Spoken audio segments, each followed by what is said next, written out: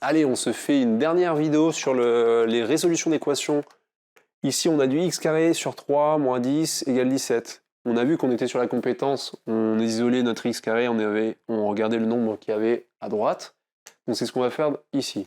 Ok, parce qu'on n'a pas de x, on n'a pas de factorisation à faire, on pourrait essayer de chercher un produit nul, une identité remarquable, tout ça.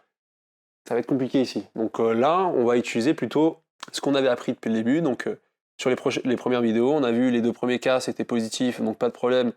On se rappelle bien qu'on a deux racines quand on a du x carré, on n'a pas eu juste la solution positive, ok. Quand j'ai x carré égale 9, bah, ça me fait à la fois 3 au carré qui me donne 9 et moins 3 au carré qui me donne 9. Moins 3 fois moins 3, ça me fait bien un 9. Donc ça, revenez sur les vidéos d'avant si c'est pas clair.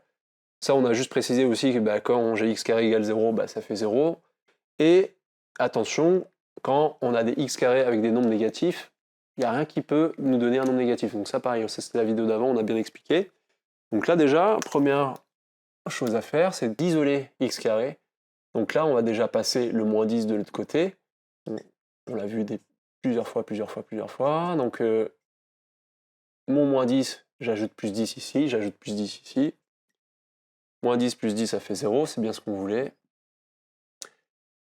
Mon divisé par 3, je dois multiplier par 3 pour l'enlever. Ok, quand je divise par 3, je suis obligé de multiplier par 3.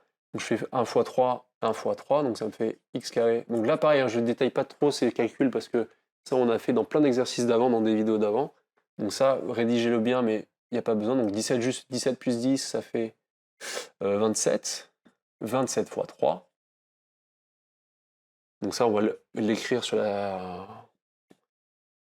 Donc 3 fois 7, ça me fait 21. 3 fois 20, ça me fait 60. 60 plus 21, ça me fait 81. Voilà. C'est bien ce que je voulais. Yes.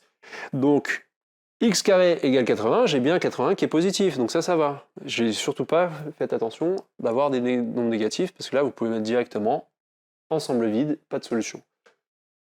Alors, on se rappelle bien. Donc ça, ceux qui connaissent bien leur table de multiplication, racine de 81, en tout cas, c'est 9 au carré. Donc, x au carré égale 9 au carré, il y a bien 9. Mais on n'oublie pas, et aussi, son opposé. Moins 9 mis au carré, ça fait 81. Donc ça, on peut l'expliquer. C'est soit x égale racine de 80, et ça fait 9, ou x égale moins racine de 81, et ça me donne moins 9. Donc ça, pareil, vous mettez vos solutions. Bon, je le mets où est-ce que j'ai de la place? Je le mets ici en bas à droite, là. On met tout simplement moins 9, 9 sur sa copie, avec les accolades, la bonne rédaction qui va bien, etc. Voilà, encore une fois. Donc là, le but du jeu, c'était déjà d'isoler. Hein, et on tombait bien sur un carré en plus parfait, donc c'est nickel. On n'oublie pas, surtout quand on est positif, là, x carré avec un nombre positif, on a bien deux solutions. Comme avec les produits nuls avec du second degré, c'est du second degré, donc il y a souvent deux solutions à la condition qu'il faut que ça soit positif. Ça marche? C'est fini, ce petit chapitre sur les résolutions d'équations. Sur le prochain chapitre, on va voir comment on met en application ces équations dans des problèmes avec du texte, des énoncés. Donc ça, c'est le but du prochain chapitre. Moi, je vous dis à de suite, et surtout, faites des exercices. C'est le plus important. Salut, ciao.